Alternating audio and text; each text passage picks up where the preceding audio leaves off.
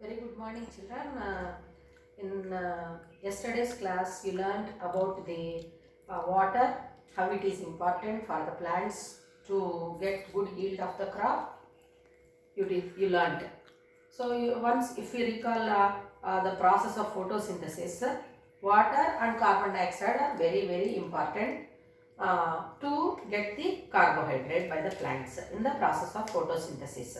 So in yesterday's class you learned water, how it is helping in supplying nutrients to the different parts of the plant, especially leaves, and how it is going to help in preparing food and how much water is needed and what are the different sources of water for agriculture. All that we have discussed. Today we learn about another important aspect, that is plant nutrients.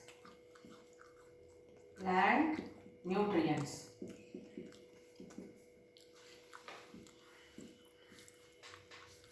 Just now I said that plants take carbon dioxide from air, water from the soil. Okay? And the process of photosynthesis, in that process they are going to prepare food, that you learned. So now here plant nutrients. So apart from water and carbon dioxide, plants are in need of some important things, important chemicals. So what are those chemicals? Means they are called as nutrients. So what are nutrients? Means nutrients are chemicals which are said to be in simple form or in complex form, and they are very much needed by all living organisms. Is it clear to you? So all living organisms are in need of nutrients, so which are said to be in simple or in complex form, and they are chemicals. Is it clear to you? So now these nutrients are going to be taken up by the plant from the soil. Is it clear to children? So how that nutrients are going to be taken means, you know that when water is supplied to the plant, the nutrients which are present in the soil are getting dissolved, and through the plasma membrane of the roots they are going to be taken up in the upward direction and supplied to the different parts of the plant. That you learned. So now here nutrients, if we take, these nutrients are taken up by the plants in larger quantity, and some of the nutrients are used up by the plants in smaller quantity. Okay, so nutrient salts are going to be taken up by the plants, some in larger quantity and some in smaller quantity. So the nutrient salts which are taken in larger quantity by the plants are called as macronutrients. Macronutrients. So you will be given question, what are nutrients, how many types are there, what are they, give examples, like that you will be given question. So macronutrients means what? The nutrient salts which are used up by the plant in larger quantity. So they are called as macronutrients. For example, phosphorus,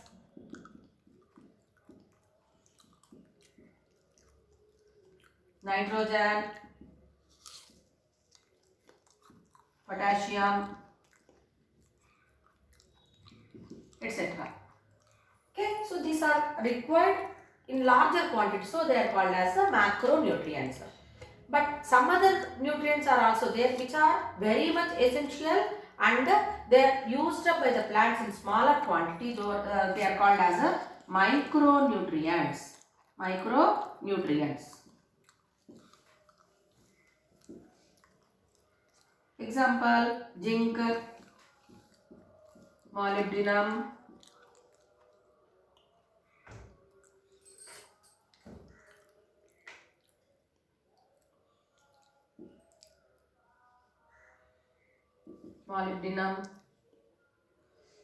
then iron, boron, etc.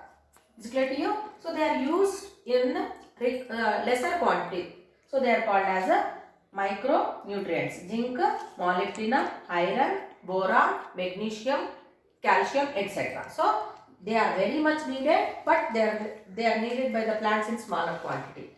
And these macronutrients and micronutrients both are very much important for bringing the all physiological activities or the metabolic activities, growth, development, seed formation, flower yielding, all that is happening because of this nutrients. Is it clear to children?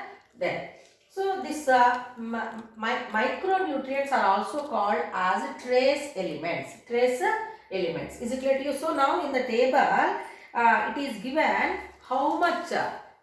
So you know that the salts are going to be taken up by the plants from the soil when they are dissolved in water.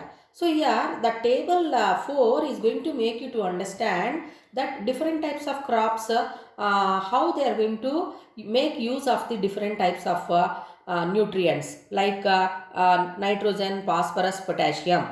So rice crop, if we take per hectare 2240 yield per hectare it is. So how much nitrogen is taken? 34, then 22 and 67. Then wheat 56, 22, 67 potassium. Then millets, if we take 56% of nitrogen, 15% of phosphorus and 146% of potassium, they are needed. Then corn, maize, corn means maize here. So 36% nitrogen is needed, 20% phosphorus and 39% potassium is needed. Then sugarcane. Sugarcane 90% of nitrogen and 17% of phosphorus and 202% of potassium is needed. So groundnuts 78% nitrogen. Okay. Then 22% phosphorus and 45% of nitrogen is used or absorbed by the plants, and good yield per hectare of different crops we are going to get, farmers are going to get because of absorption of nitrogen, phosphorus and potassium. When the farmer is growing any crop like rice or wheat or paddy, rice or paddy, both are same only, corn, sugarcane, groundnut. So same amount of nitrogen, phosphorus or potassium are going to be absorbed by the plants. So you know that these mineral salts are present in the soil, okay, naturally. If the farmer is growing same type of crops in the same field, what will happen? After few seasons, the field will lose the nutrients. Is it not, children? So what will happen? So if the field is lost its nutrients, then it will show the impact on the yield of the crop. Is it not? So less crop yield is resulted. So crop yield will be less. To avoid that, what we have to do? Obviously, we have to add the nutrients to the soil. Is it clear to you what I said? So just like whatever the breakfast we are taking or lunch we are taking or dinner we are taking, so at regular intervals we are going to take food, so that will be helping us to have stamina or strength for that period of time. So if we are not taking food, then we will become weak or sometimes it leads to some health problems. So then to avoid that, we are taking food which contains the different nutrients, carbohydrates, proteins, fats, vitamins and minerals. Is it clear to you? So any one of this, if it is missing, that results in malnutrition, then diseases related to that we are going to suffer. So just like that, plants are also in need of nutrients, and if they are missing in the soil, then obviously it will be resulting in the less yield of the crop. Okay. So to avoid that, what the farmer is going to do? So farmer is going to add the nutrients in different ways. You know that nutrients are present in the soil and they are going to be used up by the plants, and that nutrients which are present in the soil are, even if they are used up, and they are getting back to the soil in different ways. So one is said to be natural process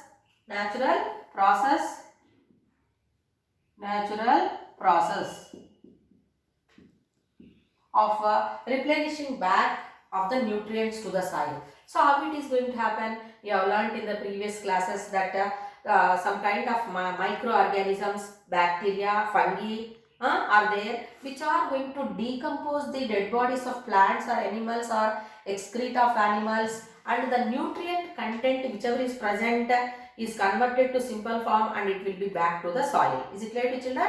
So in that way, in the natural process, the getting back of nutrients to the soil is happening, but it is taking at a slower rate. Slowly it is happening. But as we are growing crops, farmer is growing crops in the field and he has to provide food to the people, population. So what he can do? So is he going to wait for that process? Means okay, to some extent it may happen, but he is going to add fertilizers. That is the artificial method.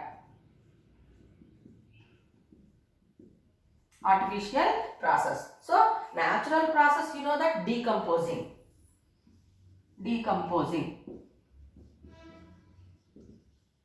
of all the dead plants and animals by the detritus bacteria or fungi. It is happening. Okay, the nutrients are back to the soil. But in artificial process, as that farmer is growing same type of crop, as that soil is going to become unfertile. So to make that soil fertile, again and again, they are going to add fertilizers. So that one we call it as a artificial process.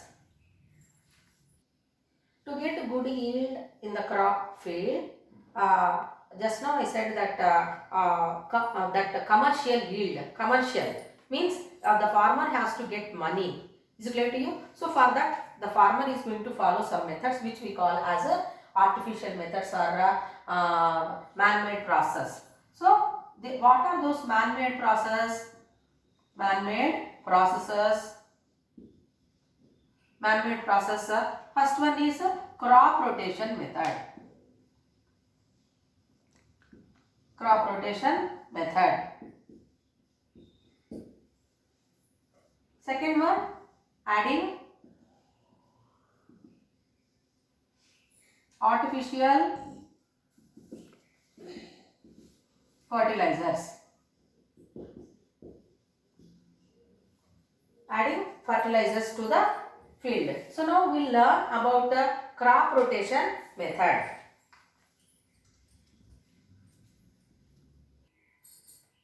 So first let us learn about crop rotation method.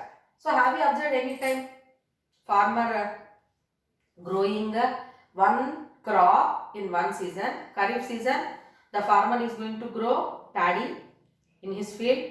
Next season, he will change the crop. Have you observed like that? Yes. So the crops are going to be changed in the fields. Is it clear to you? So in Kharif season, if the farmer is growing major crops, maybe like paddy, wheat or sugarcane, etc. In Rabi season, he is going to grow the pulses. Is it clear to you? Or legume plants or any vegetable yielding plants. Okay, so that one we call it as a crop rotation method or rotation of crops. So what is that? What you are going to understand with that? So in crop rotation method, in one season the farmer is going to grow one kind of crop. In the next season it is going to be followed by growing other type of crop. Okay, not paddy in same, not paddy in the same season again another season also. Is it clear to you? So different crops are going to be grown. In one season paddy, in another season vegetable yielding plants or legume plants. Is it clear to you? So that one is called a changing of crop pattern in the seasons is called as a crop rotation method. Is it clear to you? So what is the use of this crop rotation method? Means the crops which are grown in one season, they are going to make use of the nutrients supplied by the farmer. Okay. So after the growth of the plants and harvesting, the nutrients are taken up by the plants and good yield is resulted and the soil is going to be with less nutrients. Okay. To get back that nutrients or to replenish the nutrients back to the soil, the farmer is going to grow the another type of crops, especially legume plants are grown. legume plants or legume crops are grown. So legume crops commonly called bean family plants are grown. Bean family plants or crops are grown. Is it clear to children? In Kharif season paddy and in Rabi season bean family plants or bean family crops are grown. So you know that legume plants, they are having root nodules. In that root nodules rhizobium bacteria is present. That rhizobium bacteria is going to convert the nitrogen to the salts of nitrogen. They are absorbing nitrogen from the air and converting it to the salts of nitrogen in the root nodules, and that nitrogen is taken up by the plants, and the plant is going to give shelter to the rhizobia bacteria. So here the plants as well as the bacteria are getting benefit. So that type of nutrition we call it as symbiosis nutrition. Is it clear to children? So like that here the nutrients which are lost are getting back, are replenished back to the soil because of a crop rotation method. Apart from this crop rotation method, even alternating crops, then mixed crops. If we grow mixed crops also, you might have observed in your fields, sometimes 10 to 15 rows of groundnut is grown, and millets are grown like jowar, bajra. Have you followed? So jowar, bajra are monocot plants and they belong to graminae, whereas groundnut and other pulses, if we take red gram, bengal gram, they are legume plants. So that one mixed crop. So mixed crops also, mixed crop pattern also will be used, and alternating crops pattern also will be used, and crop rotation method is also used which help in replenishing back of the nutrients to the soil. So now let us learn the importance of nitrogen, phosphorus and potassium to the plants. So nitrogen, how it is helping the plants? Because of crop rotation, nitrogen is added to the soil in the form of salts. So that nitrogen, what is the use means? New leaves will be developed at faster rate. Okay?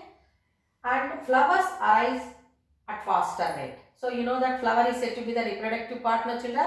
So because of flower, pollination process will happen. After pollination, fertilization, that results in again the formation of fruits or seeds. So that is the importance of nitrogen. New leaves will develop and flowers arise at faster rate.